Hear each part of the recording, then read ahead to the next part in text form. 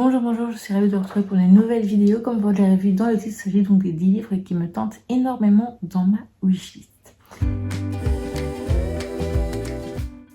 Alors je vous avoue qu'à la base je devais d'abord faire une vidéo des sorties, mais elle n'est pas encore totalement terminée. J'ai pas terminé totalement ma préparation et surtout j'ai un peu mal de gorge, donc je préfère prendre mes précautions pour que vous ayez quand même une deuxième vidéo cette semaine. Donc voilà, donc c'est de nouveau une vidéo wishlist. C'est vrai que la vidéo sur les 12 mangas webtoons qui me font de l'œil, c'était il n'y a pas très longtemps, donc ouais, c'est vrai que c'est assez proche, mais bon, je pense que ça vous dérangera pas trop quand même. Du coup, je n'ai pas mis de manga dans cette sélection, même si j'aurais pu, vu qu'il y a des suites de séries et d'autres que j'aurais pu déjà découvrir d'ici que j'ai fait cette vidéo, donc que j'ai fait la vidéo des 12 mangas webtoons. Bref, donc je vous propose de commencer tout de suite par le premier. Donc c'est The Husbands de Holly Gramazio, donc chez Pocket. Donc c'est un livre de poche que je vous ai présenté, je crois que c'était au mois de février, où c'est l'histoire de cette jeune femme qui est donc célibataire et qui un jour va se retrouver avec un homme dans son salon.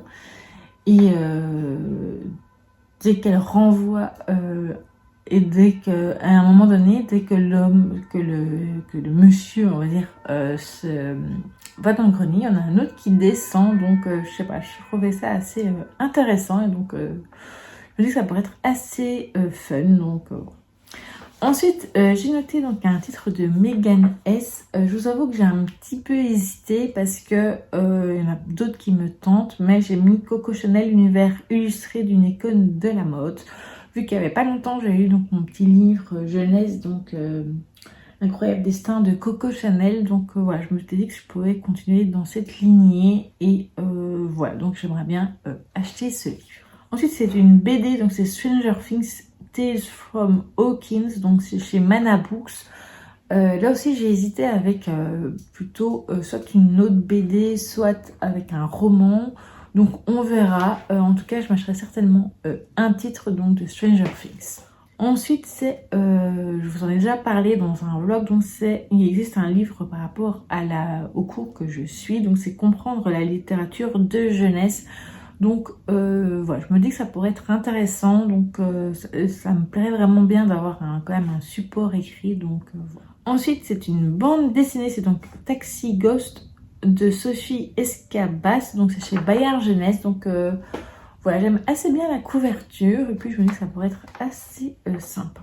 Ensuite, je pense que c'est un livre que j'avais déjà présenté dans une wishlist donc, de l'année passée. Donc c'est Arcana, le tome 2, le parcours du fou de Serena Blasco, donc chez Dracon. J'avais adoré le premier tome, donc c'est autour de cet univers, autour du tarot, des arcanes, etc. Donc je l'avais trouvé très intéressant et j'aimerais vraiment beaucoup cette année continuer cette série. Ensuite, je pense que c'est également un titre que j'avais déjà mis, donc c'était dans la dernière de 2025, c'était Petite et Grande, Petit et Grand, donc 50 destins incroyables, donc chez Kiman, donc c'est le livre le plus cher donc, de cette wishlist, vu que ça valait 35 €, mais c'est tous des petits albums que moi j'avais, donc j'en ai un que je vous avais déjà lu. Je peux vous le montrer, je crois que si je sors, ça ira. Donc moi j'en ai plusieurs, j'en ai un petit et grand et un autre petit et grand. Donc là celui-ci c'est donc celui sur Taylor Swift, mais ouais, elle avait existé sur Frida Kahlo notamment et bien d'autres. Et c'est vrai que c'est un que ça me plairait beaucoup d'avoir cette intégrale. Donc ensuite, c'est un roman qui me tente depuis un petit moment. C'est donc La famille Swift, de tome 1, Meurtre au manoir de Bess Lincoln, donc chez Bayard Jeunesse. Voilà, donc ça avait l'air assez sympathique. Donc voilà, ça me plaît assez bien. Ensuite, j'ai également noté la petite boutique de sortilèges, donc de Sarah Besders, donc chez Brajlon. Je vous avoue que j'hésite un petit peu quand même avec un autre titre, celui qui est sorti le mois passé, donc c'est Les Oubliés de Greenboro. Mais je pense que je me laisserai d'abord tenter par la petite boutique de sortilèges. Ensuite, donc normalement c'est le dernier, donc c'est le 10e, mais vous savez bien que j'en ai rajouté un petit bonus. Donc l'avant-dernier, c'est La fille de la faucheuse de Alice d'Oublié, oui. Donc chez Ozu, donc là je sais que c'est la fille de la faucheuse, car la faucheuse va à un moment donné disparaître, donc elle va enquêter pour la retrouver, donc voilà.